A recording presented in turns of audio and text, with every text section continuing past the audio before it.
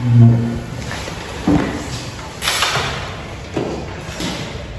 siang Mbak, bagaimana kabarnya? Alhamdulillah baik Mbak.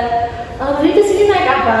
Tadi kesini dianterin sama ibu. Oh, sebelum dari sini, kalau boleh tahu Mbaknya dari mana? Saya dari kampus tadi Mbak. Oh, jadi Mbaknya kuliah langsung ke sini ya? Sebelumnya posisi duduknya ini sudah kenapa belum? Alhamdulillah sudah Mbak. Oh, kalau boleh tahu nama Mbaknya siapa? Perkenalkan dulu ya, nama saya Quratul Ayun Nazira, bisa dipanggil Ayun. Jadi saya manggil Mbak Ayun gitu ya? Iya Mbak. Baik, sebelum memulai proses konseling ini, saya jelaskan dulu kontrak konseling kita. Nah, dalam proses konseling kita ini, kita akan melakukan selama 3 sesi, yang dimana dilakukan dalam 1 minggu itu 1 kali. Nah, setiap sesinya itu kita lakukan selama 60 menit. Apakah Mbak Ayun keberatan? Tidak Mbak.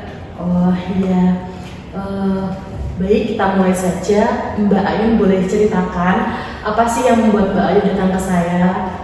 Iya Mbak, jadi begini ya, saya itu punya pacar. Pacar saya itu beda agama gitu loh Mbak. Saya itu udah pacaran hampir kurang lebih 5 tahun. Di sini saya kan kuliah juga hampir lulus.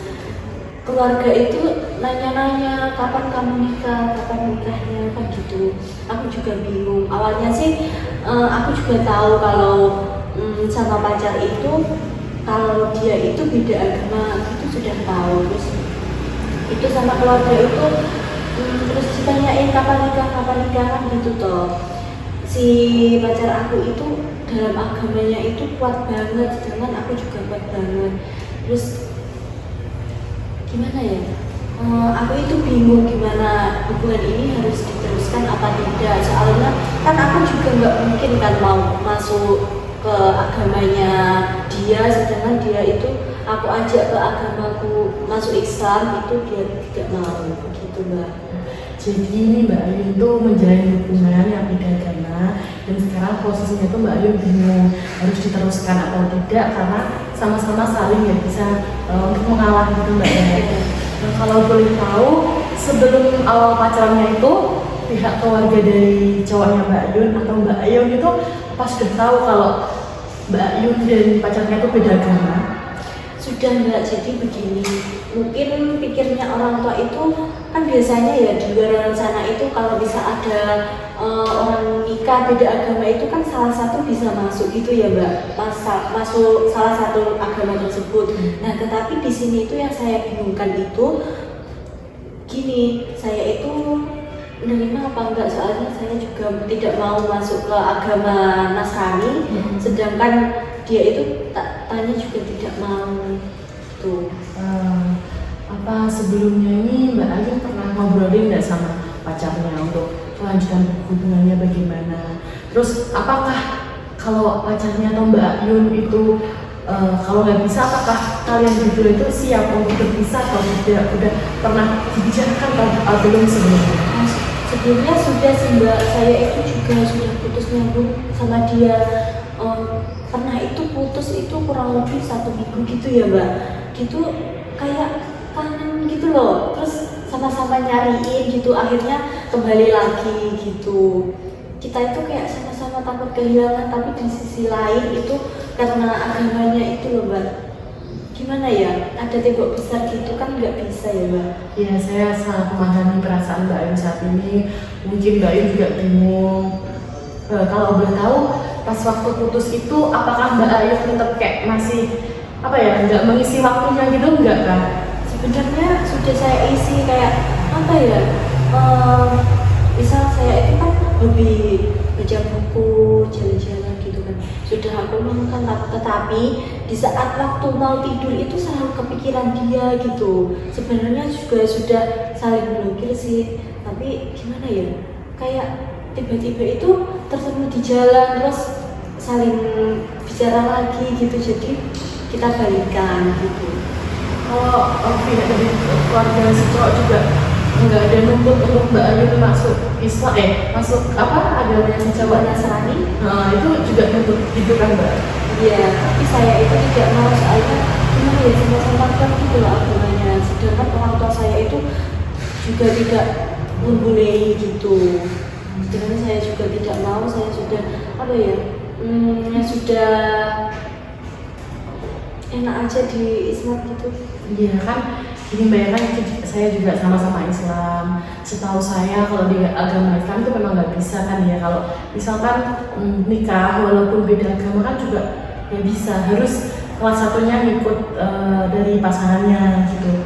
Kalau boleh tahu selain baca buku terus jalan-jalan tuh ada nggak hobi Mbak Ayun yang bikin Mbak Ayun itu terasa happy saat itu? Biasanya saya olahraga sih Mbak, kayak nge-gym atau apa ya, bulu tangkis gitu loh. Oh, Badminton. iya. Waktu olahraga gitu Mbak Ayun itu ngajak temennya apa enggak? Iya, ngajak teman biasanya. Jadi kan rame-rame gitu kan. Tapi di saat waktu sendiri gitu selalu ingat sama si pacar itu. Nah, kalau ini saran saya nih Mbak ya, karena saya apa namanya juga nggak tahu kan di posisi Mbak Ayun bagaimana. Baiknya tuh Mbak Ayun itu mengisi apa namanya hari-harinya dengan kegiatan-kegiatan yang disukai oleh Mbak Ayun, seperti olahraga seperti itu, terus jalan-jalan. Terus mungkin juga bisa Mbak Ayun ketika malam itu dibuat untuk istikharah, salat tahajud, minta petunjuk pada Allah Subhanahu Wa Taala buat apa ya? Untuk kalau Mbak Ayunnya itu pengennya berakhir, itu ya diminta buat apa namanya menghilangkan apa ya perasaannya untuk si cowoknya.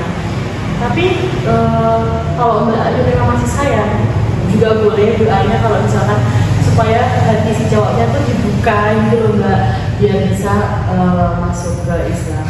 Kalau boleh tahu apa namanya orang tua ini nggak apa maksudnya tuh nggak nanya-nanyain gimana hubungannya sama si cowoknya gitu? Iya, sebenarnya sudah nanya-nanya gimana si pacar kamu mau masuk Islam atau enggak. Soalnya di umur kamu kan sudah mau matang gitu loh, terus nanya-nanyain gitu. Jadi saya akan nambah bingung gitu loh Mbak. Nanti kan kalau orang tua misalkan si cowok nggak masuk Islam kan berarti nggak boleh. Iya, nggak boleh. Jadi ibu saya itu, orang tua saya itu terus nanyain gitu loh. Jadi saya nambah bingung gitu.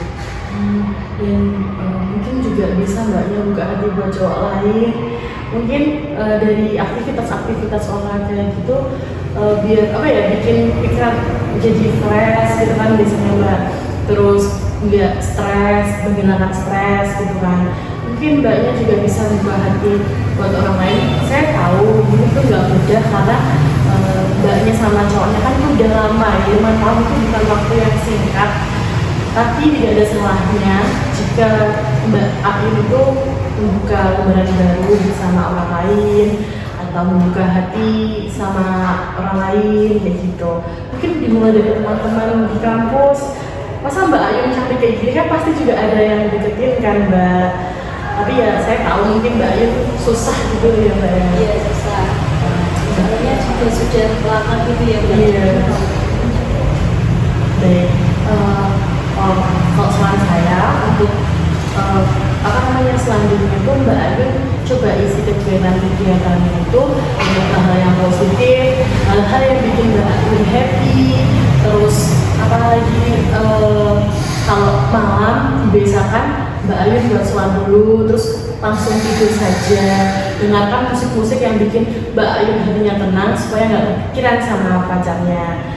Dan mungkin juga bisa diobrolkan lagi sama pacarnya dulu bagaimana kelanjutannya. Kalau memang Mbak Ayun bersikeras bahwa apa namanya saya nggak bisa kalau kamu nggak masuk agama saya, itu ya itu saran saya.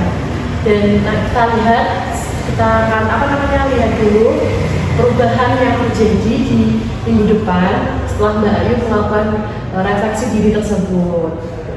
Ya, nanti saya akan coba untuk refleksi diri dan ngomongin ke pacar saya. Baik. Kebetulan ini sudah 60 menit Mbak ya. Kita akhiri buat proses konseling pertama ini dan kita akan bertemu lagi ke apa namanya sesi kedua dan kita akan lihat perubahan apa yang sudah terjadi. Kalau mungkin itu efektif bisa dilanjutkan lagi. supaya Mbak Ayu juga bisa segera terselesaikan masalahnya. Ya, terima kasih ya Mbak sudah memberi saran kepada saya. Saya segera merefleksikan diri itu dan segera bicara dengan banyak saya dan memulai dengan hal yang baik. Baik, terima kasih juga Mbak Ayu sudah dengan kami datang ke sini sudah mempercayakan saya untuk berbagi cerita kepada saya. Dan di dalam dunia konsul ini terdapat atas kerahasiaan di mana saya tidak akan membocorkan cerita tentang Mbak Ayun kepada orang lain yang tidak. Terima kasih ya Mbak. Izinkan saya kembali dulu. Terima kasih atas saran-saran dari Mbak tadi. Ya, sama-sama.